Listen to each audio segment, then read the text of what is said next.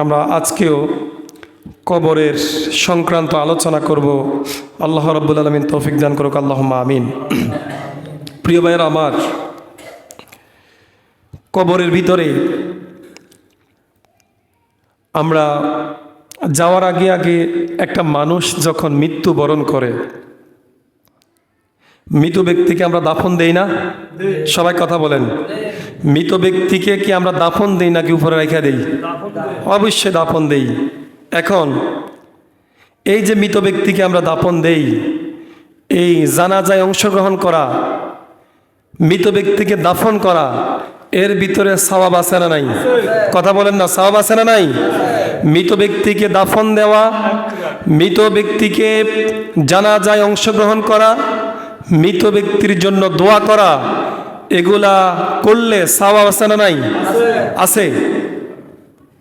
সাওবান রাদিয়াল্লাহু তাআলা আনহু বলেন, রাসূলুল্লাহ সাল্লাল্লাহু আলাইহি সাল্লাম ইরশাদ করছেন, মুসলিম শরীফের 946 নম্বর হাদিস, মান সাল্লা আলা জানাজাতিন ফালাহু কিরাতান। সুবহানাল্লাহ বলেন না। রাসূলুল্লাহ সাল্লাল্লাহু আলাইহি সাল্লাম বলছেন, কেউ যদি কারো জানাজায় উপস্থিত হয়, কেউ যদি কারো জানাজায় অংশগ্রহণ করে, তাহলে তার জন্য আল্লাহ রাব্বুল আলামিন 1 কেরাত সওয়াব রেখেছেন। সবাই বলে সুবহানাল্লাহ। তারপরে রাসূল বলছেন, ফাইন শাহিদাত দাফনাহা ফালাহু কিরাতান। রাসূলুল্লাহ সাল্লাল্লাহু আলাইহি সাল্লাম বলছেন, যদি কেউ জানাজায় অংশগ্রহণ করে তার জন্য 1 কেরাত, আবার জানাজায় অংশগ্রহণ করার পরে ওই মাইয়েতকে যদি কবরে রাখে অর্থাৎ দাফন করে, তাহলে আরো 1 কেরাত। কয় কেরাত হলো? সবাই বলেন কয় কেরাত? রাসূলুল্লাহ সাল্লাল্লাহু আলাইহি সাল্লাম বলছেন, আল কিরাতু মিসলুল উহুদ। ওই কেরাত শব্দের ব্যাখ্যা করতে রাসূলুল্লাহ সাল্লাল্লাহু আলাইহি সাল্লাম বলছেন, 1 কেরাত শব্দের অর্থ হচ্ছে 1 কেরাতের সমপরিমাণ সওয়াব হচ্ছে উহুদ পাহাড়ের সমান। সুবহানাল্লাহ বলেন। আপনার উহুদ পাহাড় কেমন? উহুদ পাহাড় যদি আমরা কিলোমিটার হিসাব করি, তাহলে 7.5 কিলোমিটার লম্বা হচ্ছে উহুদ পাহাড়। আর যদি মাইলে হিসাব করি, তাহলে 4.7 অর্থাৎ প্রায় 5 মাইলের সমান। আর উচ্চতা যদি হিসাব করি, 3535 অর্থাৎ প্রায় 3500 ফুট উপর উঁচা এক বিশাল এক পাহাড়ের নাম হচ্ছে উহুদ পাহাড়। লম্বাতে 7.5 কিলোমিটার, উচ্চতায় 3500 ফুট উচ্চতা, অর্থাৎ বিশাল এক পাহাড়ের নাম হচ্ছে উহুদ পাহাড়। কেউ যদি কারো জানাজায় অংশগ্রহণ করে, জানাজায় অংশগ্রহণ করার পরে কোনো ব্যক্তি যদি জানাজাটা যদি তার কবুল করে আল্লাহ রাব্বুল আলামিন, তাহলে তার জন্য 1 কেরাত সওয়াব। আর যদি ওই ব্যক্তিকে জানাজা অংশগ্রহণ করার পরে দাফন করে, তাহলে আরও 1 কেরাত। এক ব্যক্তিকে জানাজা অংশগ্রহণ এবং দাফন করলে 2 কেরাত সওয়াব তার আমল নামায় লিখে দেয়। সুবহানাল্লাহ বলে। তাহলে জানাজা অংশগ্রহণ করলে সওয়াব না লস? কথা বলেন, সওয়াব না লস? এই সওয়াব জানাজায় অংশগ্রহণ করলে 2 কেরাত সওয়াব। 1 কেরাত হচ্ছে উহুদ পাহাড়ের সমান। তার মানে আপনি যদি কোনো ব্যক্তি, কোনো মুসলমান ভাই জানাজায় অংশগ্রহণ করেন, আপনার আমল নামে আল্লাহ রাব্বুল আলামিন 2 কেরাত সওয়াব দিবে। একটা কেরাতের সমপরিমাণ হচ্ছে উহুদ পাহাড়ের। সুবহানাল্লাহ বলেন। তাহলে জানাজায় অংশগ্রহণ করা দরকার আছে না নাই? আছে না নাই? জানাজা হচ্ছে ফরজে কিফায়া, না ফরজে আইন নয়। যদি আপনার এলাকায় কোনো এক ভাই মারা যায়, কিছু সংখ্যক মানুষ যদি ওই ভাইয়ের জানাজা অংশগ্রহণ করে, তাহলে আপনার উপরে যে ফরজিয়াত রয়েছে, কিছু ভাই অংশগ্রহণ করার কারণে আপনার উপর থেকে ফরজিয়াত চলে যাবে, অর্থাৎ আপনার উপরে আর দায়বদ্ধতা থাকবে না। আর যদি আপনি উপস্থিত হতে পারেন, তাহলে এই বিশাল সওয়াব আপনার আমলনামায় আল্লাহ রাব্বুল আলামিন দান করবে। সুবহানাল্লাহ বলি আমরা।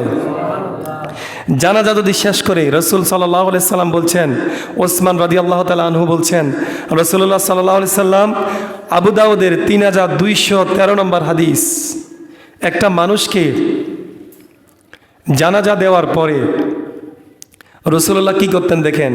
কানান নবী সাল্লাল্লাহু আলাইহি সাল্লাম ইজা ফারাগা মিন দাফানিল মাইয়িত ওয়াকাফা আলাইহি। রাসূল সাল্লাল্লাহু আলাইহি সাল্লাম যখন কাউকে জানাজা পড়ে তাকে দাফন করতেন, তখন তার কবরের পাশে দাঁড়িয়ে থাকতেন। ওয়াকালা ইস্তিগফারু লিআখিকুম, সাহাবায়ে কেরামকে বললেন, ও সাহাবীরা শোনো, তোমাদের যে ভাইকে আমরা মিলে কবরস্থ করে দিলাম, তোমার এই ভাইয়ের জন্য আল্লাহর কাছে ক্ষমা প্রার্থনা করো। সুবহানাল্লাহ বলেন না। তারপরে বলছেন ওয়াসালু লাহু তাসবিতা, দোয়া করো যেন সে ইস্তেকামত থাকতে পারে, তার ঈমানের উপর অটল অবিচল থাকতে পারে। সেজন্য তোমার ভাইকে যে দাপন করলা তার জন্য আল্লাহর কাছে ইস্তেগফার করো। ফাইন্নাহু আলআনা ইউসআল, এখন তাকে প্রশ্ন শুরু করে দিবে। যদি তুমি তোমার ভাইয়ের কবরের পাশে দাঁড়িয়ে দাপন করার পরে একটু দোয়া করো, একটু অবস্থান করো, আর একটু তার জন্য আল্লাহর কাছে ক্ষমা প্রার্থনা করো, তাহলে হয়তোবা তোমার ভাইয়ের জন্য যে কবরস্থ তুমি করলা, তোমার ভাই হয়তো এই কবরের ভিতরে যে তাকে ঢুকানো হলো, হয়তো তোমার এই দোয়ার কারণে তার প্রশ্ন সহজ হয়ে যেতে পারে। সুবহানাল্লাহ কন্যা, জোরে বলুন না সুবহানাল্লাহ। তাবি আব্দুর রহমান ইবনে শামাসাহ রহমতুল্লাহ আলাইহি বলেন, আমর ইবনে আস রাদিয়াল্লাহু তাআলা আনহু তার কিছু সঙ্গী সাথীদেরকে বললেন, তিনি যখন মৃত্যু শয্যায়, তিনি তার কাছের লোকদেরকে ডেকে বললেন, যখন আমাকে তোমরা কবরস্থ করে দিবা, আমাকে কবরস্থ করার পরে আমাকে যখন দাপন করে ফেলবা, দাপন করার পরে তোমরা আমাকে রেখে চলে এসো না, বরং একটি ওটকে জবাই করলে এটাকে বন্টন করতে যতক্ষণ সময় লাগে ততক্ষণ পর্যন্ত সময় তোমরা আমার কবরের পাশে দাঁড়িয়ে থাকবা। সুবহানাল্লাহ, দাঁড়িয়ে দাঁড়িয়ে দোয়া পড়বা, আমার প্রশ্নগুলো যেন সহজ করা হয়, একটু দোয়া করবা। তাহলে সাহাবায়ে কেরাম, তাবিঈন আজমাইন, রাসূলুল্লাহ সাল্লাল্লাহু আলাইহি সাল্লাম যতগুলো বিষয়ে ব্যাখ্যা তারা দিয়েছেন, প্রত্যেকের ব্যাখ্যায় একটি কথা উঠে এসেছে, সেটি হচ্ছে যত দোয়া আছে সকল দোয়া হচ্ছে দাফনের পরে। কথাটা বুঝেন? আপনার ভাইকে জানাজা দেওয়ার পরে যদি আপনি এখনো দোয়া করে দেন, এখন এই লোকটাকে তো আমরা এখনো কবরে দিলাম না, প্রশ্ন তো শুরু হবে কবরে, আর কবরের প্রশ্ন যদি সহজ হয়, অথবা আপনি যদি তার কবরের পাশে দ্বারা একটু দোয়া করেন, হয়তো আপনার এই দোয়ার কারণে তার প্রশ্নটা সহজ হইতে পারে। এখন আপনি যে জানাজা অর্ধেক দিয়ে চলে গেলেন, দাপনের জন্য অপেক্ষা করলেন না, দাপনের পরে দোয়ার জন্য আপনি বিশেষ সময় দিলেন না, অর্ধেক করে চলে গেলেন, আপনার দুইটা লস। একটা লস হচ্ছে আপনাকে যে রাসূল সাল্লাল্লাহু আলাইহি সাল্লাম বলছেন দাফন করলে 1 কারাত সওয়াব, সেটাও মিস করলেন। আবার আপনি আপনার কোনো আপনজন প্রিয়জনের কবরের পাশে না দাঁড়ানোর কারণে হয়তো যদি আপনি দাঁড়াইতেন, দোয়া করতেন, হয়তো আপনার দোয়াটা আল্লাহ কবুল করতেও পারত, কিন্তু আপনি যে অপেক্ষা করলেন না, দাঁড়ালেন না, আপনি যে জানাজা দিয়ে চলে গেলেন, তার জন্য দোয়ার সুযোগটা সেও পেল না। হয়তো আপনার এই দোয়ার কারণে সে তাকে আল্লাহ ক্ষমাও করে দিতে পারত, আপনি দোয়া করলেন না, সেখান থেকে মাহরুম হলো। তাহলে যে ব্যক্তি কবরস্থ, তার এটা লাভ হইল না লস হইল? কথা কন না, লস না লাভ? তাহলে আমাদের বোঝা গেল একটা কথা স্পষ্ট আজকে বলে দিচ্ছি, যখন কোনো ভাইয়ের জানাজার নামাজ আমরা পড়ব, জানাজার শব্দের অর্থই হচ্ছে দোয়া, জানাজাটাই মূলত দোয়া। আল্লাহুম্মা হাইয়িনা ওয়া মাইয়িতানা ওয়া শাহিদানা ওয়া গায়িবানা ওয়া সাগীরা, এই যে আমরা দোয়াটা করি, এটা কি দোয়া না? কথা কন না, এটা তো পুরোটাই দোয়া, জানাজাটা পুরোটাই দোয়া। আমরা যে ভাইয়ের ইন্তেকালের পর তার জন্য দোয়া করলাম তার জানাজার ভিতরে, এবং যখন আমরা আজকে থেকে শপথ করতে পারি আমাদের যে ভাই ইন্তেকাল করবে, যে মুসলমান ইন্তেকাল করবে, তার জানাজার নামাজ করার পরে আমরা কোনো দোয়া করে দিলে অর্ধেক মানুষ চলে যায়, আমরা এটা আর করবো না, বরং আমরা ভাইয়ের দাফন কাফন শেষ করে তার কবরের পাশে একটু দোয়া পড়ে তারপর আমরা মুরাদ করবো ইনশাল্লাহ। রাজি আছেন না নাই? রাজি আছেন না নাই? আপনি যদি হঠাৎ করে দোয়া করে দেন, জানাজারা শেষ করে দোয়া করে দেন, তাহলে আপনি সওয়াব থেকে বঞ্চিত হলেন, আর যে লোকটা মারা গেল সেও তার আপনার কাছ থেকে দোয়া থেকে সেও মাহরুম হইল। তাহলে জীবিত লোকও লস, যে মৃত ব্যক্তি সেও লস। অর্থাৎ তাহলে আজকে থেকে আমরা জানাজা সালাত আদায় করার পরে আমরা কোনো ব্যক্তিকে দাফন করার আগ পর্যন্ত দোয়ার ভিতরে যাব না, দাফন করব তারপরে দোয়া করব। দোয়া নাই এ কথা আমরা বলছি না, অবশ্যই দোয়া আছে। জানাজাটা এমনিতে দোয়া, এবং জানাজা শেষ করার পরে ব্যক্তিকে দাফন করার পরে তারপরে চূড়ান্ত দোয়া করব আমরা। তখন যে ব্যক্তি কবরস্থ আছে সেও উপকৃত হবে, আর আপনিও একটি কেরাত পেয়ে যাবেন। তাই তো বললাম 1 কেরাত সমান তো উহুদ পাহাড়, বিশাল সওয়াব। এজন্য কোনো ব্যক্তিকে দাফন করার পরে আপনারা একবারে দোয়ার আয়োজন আমরা করব, নাকি জানাজা অর্ধেক পরে চলে যাবেন? কথা কয় না কা? জানাজার নামাজ পড়ে চলে যাবেন? জানাজার নামাজ শেষ করে একবার দোয়া করার আগ পর্যন্ত অবস্থান করতে হবে, তারপরে যেতে হবে। আল্লাহ রাব্বুল আলামিন আমাদের প্রত্যেককে জানাজার নামাজ পড়ে মাইয়াতকে দাফন করে তারপরে মুনাজাত করার তৌফিক দান করুক। সকলে বলে আমিন। বুঝে আসছেনি? না বুঝলে আরও রিসার্চ করিয়েন। তারপরে কবরের প্রশ্ন, কবরের ভিতরে যে প্রশ্ন আমাদেরকে করা হবে, আপনারা সকলে তো জানেন যে কবরের ভিতরে আমাদেরকে প্রশ্ন করা হবে কি হবে না? কথা কর না। কবরের ভিতরে কি প্রশ্ন করা হবে না? নাকি মরছেন আর জান্নাত দিয়ে দিব, জাহান্নাম দিয়ে দিব, এমনি দিবে না? আগে প্রশ্ন তো করবে। তাহলে কবরের প্রশ্ন আছে না নাই? মুনকার নাকির ফেরেশতাদ্বয় প্রশ্ন করার আগেও কবরে একটি প্রশ্ন রয়েছে। কবরে প্রশ্ন যেটা রয়েছে সেটা হচ্ছে, কবরে দুই ধরনের প্রশ্ন হবে। একটা হচ্ছে মনস্তাত্ত্বিক, আর একটা হচ্ছে মৌখিক। মনস্তাত্ত্বিক কোনটা? যে কবরে যে দুই ধরনের প্রশ্ন করা হবে, মনস্তাত্ত্বিক এবং মৌখিক। মৌখিক প্রশ্নের দিকে আমরা একটু পরে যাচ্ছি। মনস্তাত্ত্বিক যে প্রশ্ন কবরে করা হবে, যখন জাবির ইবনে আব্দুল্লাহ রাদিয়াল্লাহু তাআলা আনহু বলছেন, রাসূলুল্লাহ সাল্লাল্লাহু আলাইহি সাল্লাম ইবনে মাজার 4272 নম্বর হাদিসে বলছেন, ইযা দাখালাল মাইয়িতুল কবর, যখন কোনো মানুষকে, কোনো বনি আদমকে মৃত্যুর পরে যখন কবরে রাখা হয়, মুসসিলা লাহু শামসু ইনদা গুরুবিহা, কবরে তাকে রাখার পরে পশ্চিম দিকে সূর্য ডুবো ডুবো অবস্থায়, অর্থাৎ সূর্য ডুবে যাচ্ছে অবস্থা, এরকম একটা পরিস্থিতি করা হবে। কার কবরে? একজন মুমিন মুসলমান যে যার ঈমান আছে তার কবরে। অর্থাৎ একটা মানুষকে কবরে রাখার পরে তার যখনই রাখে, রাতের 12টা রাখুক, 1টা রাখুক, দিনে রাখুক, সকালে রাখুক, দুপুরে রাখুক, যখনই রাখবে, এমন একটা সিচুয়েশন কবরের ভিতরে আল্লাহ ক্রিয়েট করবে। কবরে ব্যক্তিকে রাখার পরপরই পশ্চিম দিকে সূর্য ডুবে ডুবে যাচ্ছে, অর্থাৎ আসরের শেষ সময়, এমন একটা পরিবেশ কবরে তৈরি করা হবে। ফায়াজলিসু ইয়ামসাউ আইনাইহি, তখন যে ব্যক্তিটা কবরের ভিতরে যাকে রাখা হলো তাকে শোয়া থেকে উঠানো হবে। সুবহানাল্লাহ বলেন না? যে মরেন, যখনই আপনাকে কবরস্থ করা হয়, শোয়া থেকে উঠানোর পরে সে শোয়া থেকে উঠে ইয়ামসাহু, সে মুছতে থাকবে আইনাইহি, তার চক্ষু, সে তার চক্ষু মুছতে থাকবে। আর ফেরেশতাদেরকে বলতে থাকবে, ওয়ায়াকুলু দাউনি উসাল্লি, এই তোমরা কে কি করতেছো, আমাকে নামাজের ব্যবস্থা করে দেও। সুবহানাল্লাহ কন্যা।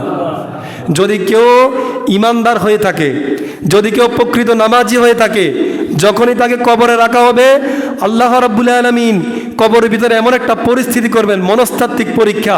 অর্থাৎ আপনি যখনই মারা যান, যখনই আপনাকে দাফন করা হয়, পশ্চিম দিকে সূর্য ডুবো ডুবো অবস্থা, অর্থাৎ আসরের শেষ সময় আপনার সামনে উপস্থিত করা হবে। আর আপনি যদি প্রকৃত দুনিয়াতে নামাজি হয়ে থাকেন, মনস্তাত্ত্বিক যে পরীক্ষা আল্লাহ রাব্বুল আলামিন আপনার কাছ থেকে নেবেন, ওই মনস্তাত্ত্বিক পরীক্ষা দিয়ে আসরের শেষ সময় আপনার কাছে উপস্থাপন করা হবে।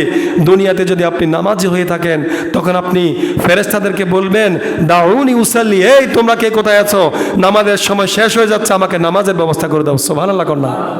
তাহলে কবরের প্রথম প্রশ্ন থাকবে এটা যে আপনি নামাজি কিনা। মনস্তাত্ত্বিক এক পরীক্ষা কবরে নেওয়া হবে।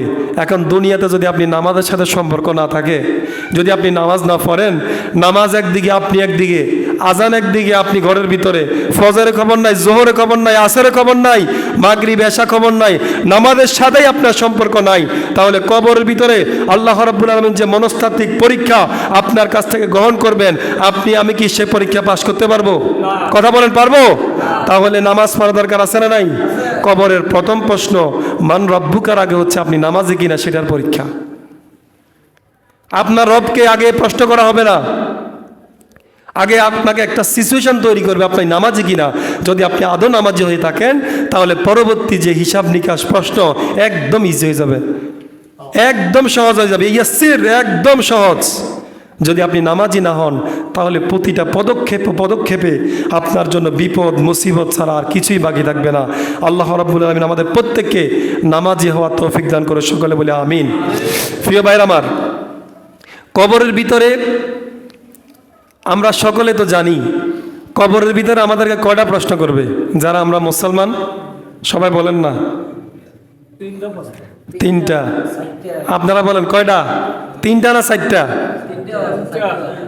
আবার বলেন তিনটা না চারটা? তিনটা। আপনি কটা কন? চারটা। আচ্ছা যাক, আপনারটাই সঠিক হয়েছে, চারটা প্রশ্ন করা হবে। কাদেরকে? ইমানদারদেরকে। আর যারা বেঈমান তাদের জন্য প্রশ্ন থাকবে তিনটা। ইমানদারদেরকে বারা ইবনে আজিব রাদিয়াল্লাহু তাআলা আনহু, আবু দাউদ শরীফের 4753 নম্বর হাদিস, রাসূলুল্লাহ সাল্লাল্লাহু আলাইহি সাল্লাম বলছেন, যারা হচ্ছে ইমানদার, যাদেরকে কবরের ভিতরে রাখা হবে, রাখার পরে ফেরেশতারা প্রশ্ন করবে, মান রব্বুকা ওমা দীনুকা ওমান হাদার রাজুল, তোমার রবকে? যিনি ইমানদার সে বলবে রব্বি আল্লাহ। ওমা দীনুকা, তোমার দিন কি, তোমার ধর্ম কি, তোমার জীবন ব্যবস্থা কি? তখন যিনি হচ্ছে ইমানদার সে বলবে আমার দিন হচ্ছে ইসলাম। আর বলবে ওমান হাদার রাজুল, আল্লাহ রসুলকে ইমানদারদের সামনে উপস্থাপন করে বলবে মান হাদার রাজুল, এ লোকটিকে, এ ব্যক্তিটিকে। যখন ইমানদার দেখবে, দেখার পরে বলবে হাদা রাসূলুল্লাহ সাল্লাল্লাহু আলাইহি ওয়াসাল্লাম, সুবহানাল্লাহ কর না। যখন এই তিনটি প্রশ্নের উত্তর দেবে, তারপরে চতুর্থত আরেকটা প্রশ্ন করা হবে, যে ইমানদারকে যখন তিনটি প্রশ্ন করা হবে, ইমানদার যখন এই তিনোটা প্রশ্নের উত্তর দিয়ে ফেলবে, তখন ফেরেশতারা বলবে ও আল্লাহর বান্দা, এই যে তুমি তিনটি প্রশ্নের উত্তর দিলা, তোমার এটা শিখাইছে কে? কোত্থেকে জানছো? চতুর্থ প্রশ্ন থাকবে, তুমি এ থেকে এগুলা কোত্থেকে জানছো? তখন সে বলবে করাতু কিতাব আল্লাহ, এই যে কবরে তিনটা প্রশ্ন, এই যে আমি উত্তর দিলাম, দুনিয়াতে আল্লাহ রাব্বুল আলামিন যে কিতাব নাজিল করেছেন, ওই কিতাব থেকে আমি এই প্রশ্নের উত্তরগুলো জেনেছি। সুবহানাল্লাহ বলেন।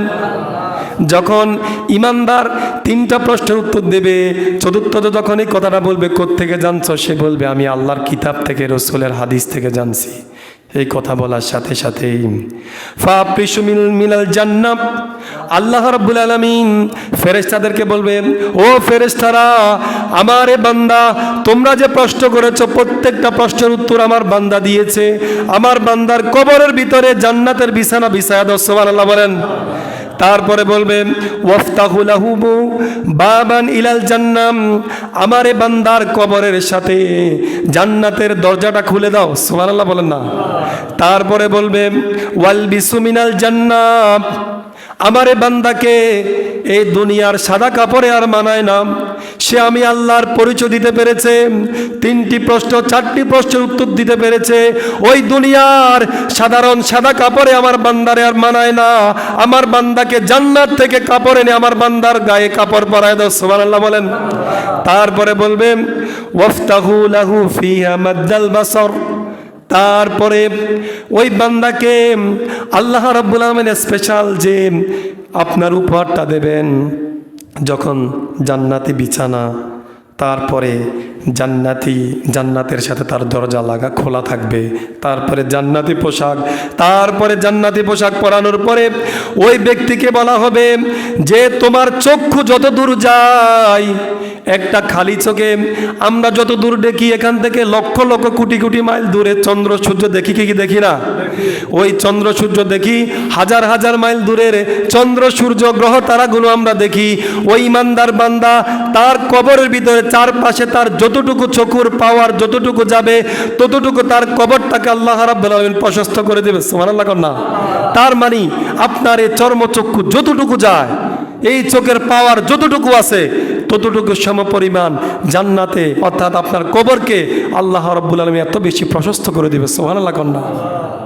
আল্লাহু আকবার বলেন, আল্লাহু আকবার। এটা ইমানদারদের জন্য। যদি প্রশ্নের উত্তর জানেন, যদি পারেন, আর যদি প্রশ্নের উত্তর না পারেন, একজন কাফেরকে প্রশ্ন করা হবে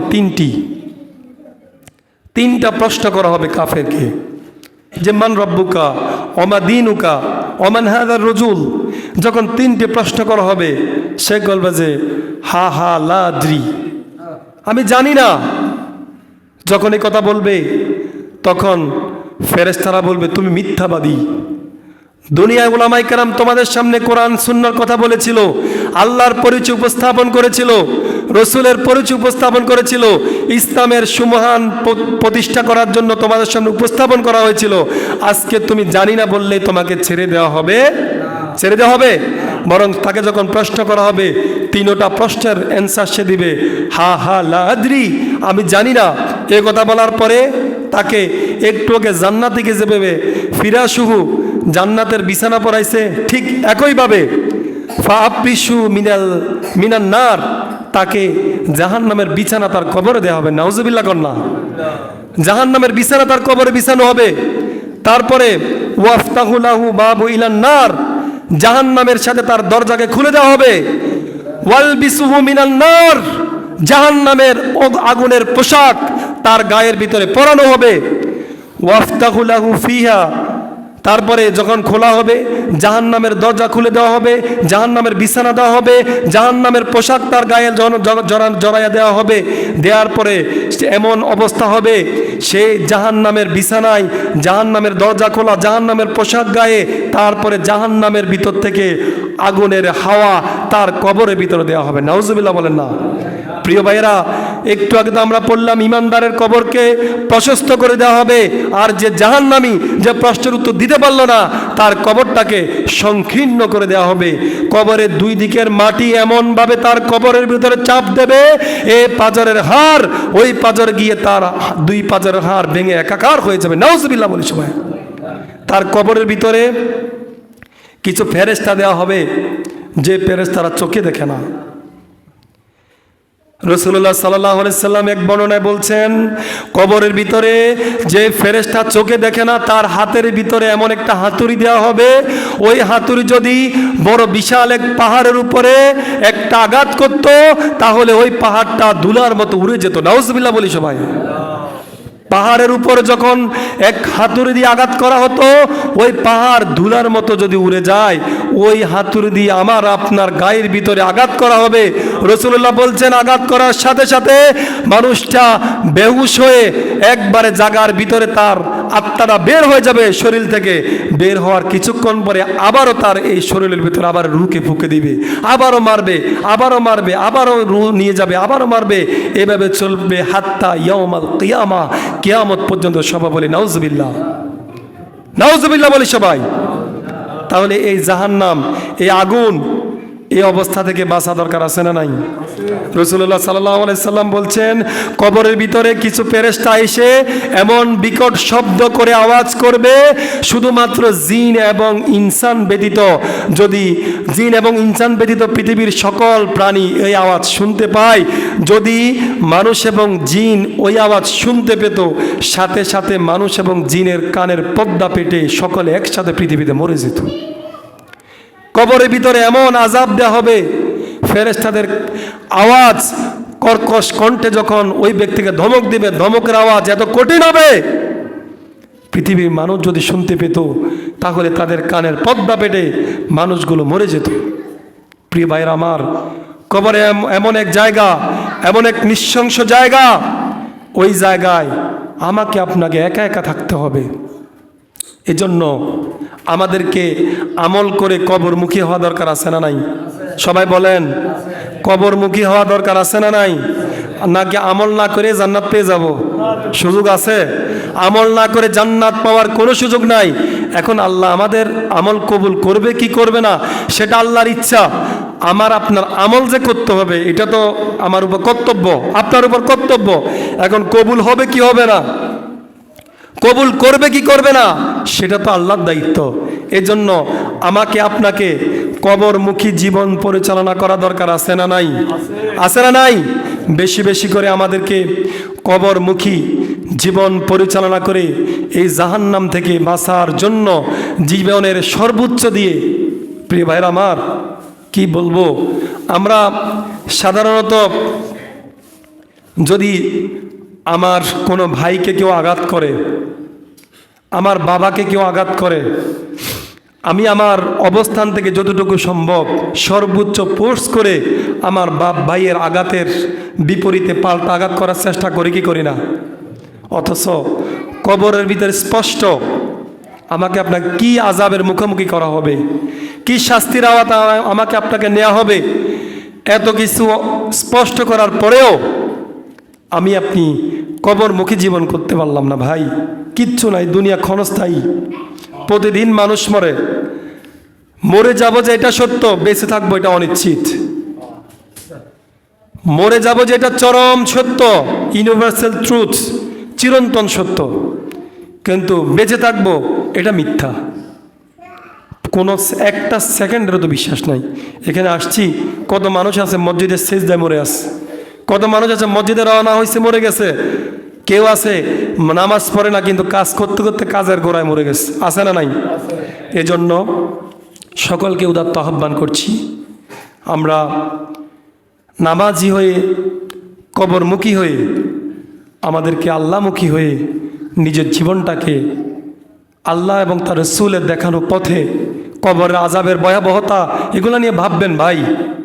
কবর যে কত কঠিন জায়গায়, এটা যদি একবার একটু অনুধাবন করতে পারতেন। একটু আগে যে বললাম, পাহাড়ের উপরে যদি আঘাত করে পাহাড় তুলার মতো উড়ে যাবে, ধুলার মতো উড়ে যাবে, ওই আঘাতটা আমার আপনার গায়ের উপরে করা হবে। কিভাবে চিন্তা করেন যে জাহান্নামে যাব, জাহান্নামের শাস্তি ভোগ করতে পারবো? কিভাবে করেন? কিভাবে সম্ভব? এটা কি সম্ভব? কথা কন না, এটা কি সম্ভব? জাহান্নামের এক সেকেন্ড, এক মুহূর্তের শাস্তি আস্বাদন করার মতো ক্ষমতা পৃথিবীর কোনো মানুষকে আল্লাহ রাব্বুল আলামিন দেন নাই। আল্লাহ তো বলছেন খুলিকাল ইনসানা দাঈফা, আল্লাহ রাব্বুল আলামিন মানুষকে বড় দুর্বল করে বানিয়েছে, বড়ই দুর্বল। এই দুর্বল মানুষ আজকে নানানভাবে নিজেকে ক্ষমতাশীল মনে করে, নিজেকে এই মনে করে আমার অর্থ আছে, শক্তি আছে, সৌন্দর্য আছে, আমার কথা মানুষের শোনে। কয়দিন এ যৌবন, এ শক্তি, এ সামর্থ্য কয়দিন? সাময়িক সময়ের জন্য সব চলে যাবে, সব থাকবে, শুধু থাকবো না আমি আর আপনি, সব থাকবে। এজন্য আমাদেরকে কবরমুখী জীবন পরিচালনা করার তৌফিক দান করে আল্লাহুম্মা আমিন। প্রিয় ভাইয়ের আমার, শেষ করে দিচ্ছি। সাম্প্রতিক বাংলাদেশে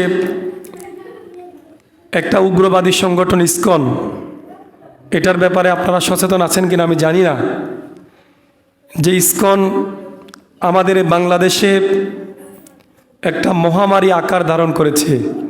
1966 সালে এই ইসকনের জন্ম হয়েছে আমেরিকাতে।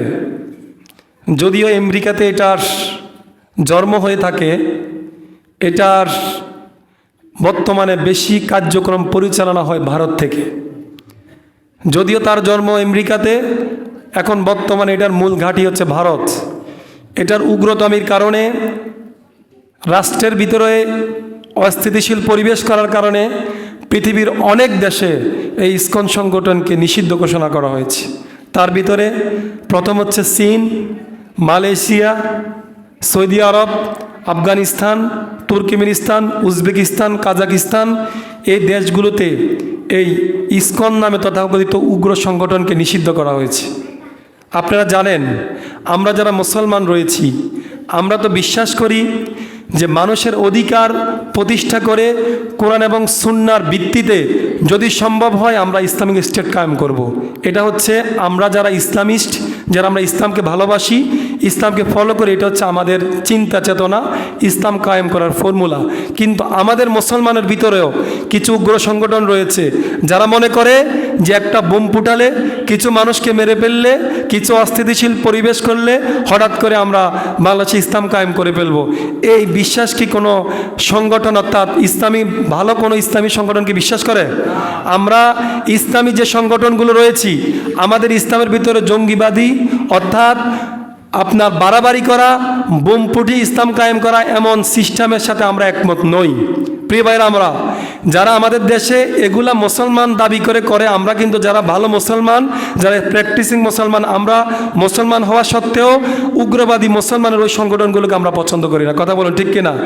এখন কথা হলো, যদি আমরা মুসলমান হওয়ার পরেও 92% মুসলমানের দেশে ইসলাম কায়েম করার জন্য বোম ফুটিয়ে যে সকল সংগঠনগুলো চেষ্টা করে, ওদের সাথে আমরা একমত নই, তাহলে ইসকন নামে তথাকথিত সংগঠন, যে সংগঠন উগ্রবাদী অস্থিতিশীল পরিবেশ প্রতিষ্ঠা করার জন্য দেশের ভিতরে কাজ করে। এখন আমাদের হিন্দু যে সকল ভাইরা রয়েছে, আমাদের ভিন্ন ধর্মের যে সকল ভাইরা রয়েছে, ওরা যে ইসকন নামে তথাকথিত উগ্র সংগঠনকে তাদের ধর্মের সাথে ওতপ্রোতভাবে জড়িত করে যে একটা অস্থিতিশীল পরিবেশে দেশে শুরু করলো। 92% মুসলমানের দেশে উগ্র কোনো মুসলিম সংগঠনকে আমরা মানি না, বিশ্বাসও করি না, তাদের সাথে আমাদের কোনো একমত পোষণ করি না। তাহলে ইসকন যে উগ্র সংগঠন, হিন্দু যারা তাদের ধর্মকে প্র্যাকটিস করে, তাহলে তারা কেন ওই সকল উগ্র সংগঠন, অস্থিতিশীল পরিবেশ করা সংগঠন, এই ইসকনকে তারা কেন সাপোর্ট করবে? তারা তো সাপোর্ট করার কোনো সুযোগ নাই। এখন তারা বর্তমানে চিন্ময় কৃষ্ণ দাস, তাকে বলতেছে ও আমাদের না। ওর জন্য সারা দেশে সবাই নেমে গেছে, এখন ও আমাদের না। আপনারা দেখেছেন আমাদের চট্টগ্রামে সাইফুল ইসলাম আলিফ, উনি তো একজন আইনজীবী মানুষ, উনি আমার পেশাগত কাজ করার জন্য তিনি কোর্টে গিয়েছিলেন। এখন তাকে এভাবে দিনে দুপুরে উগ্রতামি করে তাকে কুপিয়ে দিবালোকের ন্যায় স্পষ্টভাবে একদম ডেড স্পেট তাকে একবার হত্যা করা, এটা কিসের ইঙ্গিত বহন করে? প্রিয় ভাইরা আমার, আলিফের একটি মেয়ে আছে, বয়স তার 3 বছর, জাকিয়া। তার চেয়ে আরও ভয়ঙ্কর, আমি দেখে কালকে আমার একবার কান্না চলে আসছে। তার স্ত্রী 3 মাসের অন্তঃসত্ত্বা। এখন যে মেয়েটা এখন তার আছে আলিফ, এই মেয়েটার বয়সটা মাত্র 3 বছর, সে তো এখন বাবার ভালোবাসা ভালো করে পেল না। আবার যে সন্তানটা এখনো তার মায়ের গর্ভে রয়েছে, মাত্র 3 মাস, কালকে পত্রিকা দেখলাম, তাহলে সে তো বাবা যে তার ছিল আছে সে তো এটাও জানে না, এটাও জানবে না। তাহলে আমাদের এই মুসলিম কান্ট্রিতে আমরা যেভাবে আমাদের মুসলমানের উগ্র কোনো সংগঠনকে আমরা সাপোর্ট করি না, ঠিক এই বাংলাদেশে ইসকন নামে তথাকথিত উগ্র সংগঠনকে হিন্দু সমাজ যারা আছে তারাও নিজেদের সংগঠন হিসাবে গ্রহণ করার কোনো সুযোগ নেই। কথা বলেন ঠিক কিনা? ইসকন এই বাংলাদেশে নিষিদ্ধ হবে ইনশাল্লাহ। আবু সাইদের রক্তের মাধ্যমে ফেসিস্টের এদেশে কবর রচনা হয়েছে, ঠিক একইভাবে আলিফের রক্তের বদলায় আমরাও বিশ্বাস করি আলিফের শরীর থেকে যে রক্ত জড়িয়েছে, আলিফকে তারা যাবে শহীদ করেছে, আমরা বিশ্বাস করি ইনশাল্লাহ অনতি বিলম্বেই আলিফের রক্তের উপরে দাঁড়িয়ে এই বাংলাদেশ ও ইসকন খুব দ্রুতই নিষিদ্ধ হয়ে যাবে। কথা বলেন ঠিক কিনা? প্রিয় ভাইয়ের আমার, ইসকন নামে তথাকথিত এইভাবে ধর্মীয় উগ্র সংগঠনকে আমরা সাপোর্ট করি না। আর হিন্দু যারা রয়েছে, আমরা কিছুদিন আগে আপনাদের মন্দির যখন ভেঙে ফেলা হচ্ছিল, আমরা আপনাদের মন্দিরকে পাহারা দিয়েছিলাম। যারা আমরা আপনাদের মন্দির পাহারা দিলাম, আপনারা আমাদেরকে কোপান, বুঝলাম না বিষয়টা। আমরা দিই আপনাদের নিরাপত্তা, আর আপনারা আমাদেরকে কোপানোর জন্য দা, সেনি, রড রেডি করছেন, AK-47 রেডি করছেন। ভারতের কল কাঠি নাড়িয়ে এদেশের পরিবেশকে যারা অস্থিতিশীল করতে চায়, বাংলার তৌহিদি জনতা, এই 92% মুসলমান, আগেও তাদেরকে কখনো সুযোগ দেয়নি, এখনও দিবে না, আগামীকালও দিবে না। আমরা যদি আমাদের ধর্মীয় বিশ্বাসের জায়গায় অনড় থাকতে পারি, আমাদের ইসলামিক যত সংগঠন রয়েছে প্রত্যেকেই ইসকনের বিরুদ্ধে বিবৃতি, সেমিনার, সিম্পোজিয়াম, বক্তব্য সব দিচ্ছে ইনশাল্লাহ। যেভাবে গণজোয়ার তৈরি হয়েছে, অনিত বিলম্বে এই বাংলাদেশের চীন, মালয়েশিয়া, আপনার সৌদি আরব, উজবেকিস্তান, তুর্কমেনিস্তানের মতো এই বাংলাদেশেও খুব দ্রুত ইসকন নিষিদ্ধ হয়ে যাবে ইনশাআল্লাহ। কথা বলুন ঠিক কিনা? এই উগ্র সংগঠনকে আমরা মানি না। আমাদের যে ভাইকে শহীদ করা হয়েছে, আমরা সরকারের কাছে বিশেষ করে আমরা জোর দাবি জানাচ্ছি তাদের দৃষ্টান্তমূলক শাস্তির ব্যবস্থা করতে হবে। আর যেহেতু আলিফকে শহীদ করা হয়েছে, আলিফের রক্তের উপর নির্ভর করে, আলিফের রক্তের উপরে দাঁড়িয়ে এই দেশে ইনশাল্লাহ ইসলাম কায়েম হবে। আর সবচেয়ে বড় কথা হচ্ছে, কিছু জীবন, কিছু মৃত্যু মানুষকে শিক্ষা দিয়ে যায়। আলিফ হয়তো স্বাভাবিক জীবন লিড করলে লাইফে 70 বছর বয়সে যখন সে মারা যেত, হয়তো তার জানা যায় বেশি হলে 2000 মানুষ হইতো, কিন্তু আলিফ মরেও সফল। তার জানা যায় চট্টগ্রামের যে মানুষ হয়েছে, নজির করা পৃথিবীর বিশাল এক জানাজা, পৃথিবীকে অবাক করে দিয়েছে। এমন মানে খুবই কম দেখেছি আমি জানাজায় এত মানুষ হয়, একবারে পুরা মাঠ পুরে হাজার হাজার লাখ লাখ মানুষ তার জানাজায় উপস্থিত হয়েছে। সে সফল, তারপরেও আমরা সফলের মাধ্যমেই আমরা দুঃখিত জন্যই তার বাচ্চা, একটা মেয়ে, একটা সন্তান অনাগত, তার পরিবার খুবই ব্যথিত। সে একজন ভালো মানুষ ছিল। আমরা চাই না এই দেশে হাঙ্গা দাঙ্গামা হোক, আমরা চাই শান্তি। তবে যদি আমাদের এই শান্তির ভিতরে কেউ অশান্তি তৈরি করতে চায়, মুসলমান যেভাবে ক্ষমা করতে জানে, আবার মুসলমান অন্যায়ের বিরুদ্ধে তলোয়ার ধরতে জানে কি জানে না? জানে কি জানে না?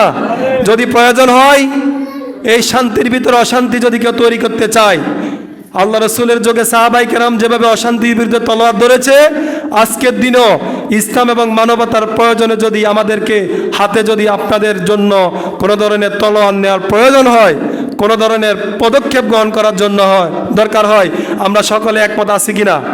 আছি কিনা? ইসলামের রক্ষায়, মানবতার রক্ষায়, মুসলমানদের রক্ষায় যদি আগামী দিনে এ দেশ সুন্দর করার জন্য যদি আমাদেরকে ঐক্যবদ্ধভাবে কোনো আন্দোলনের জন্য ডাক দেওয়া হয়, আমরা সকলে একমত আছি কিনা? ইনশাল্লাহ। প্রিয় ভাইরা আমার, আমরা এই দেশের ভিতরে শান্তি চাই, অশান্তি আমরা কামনা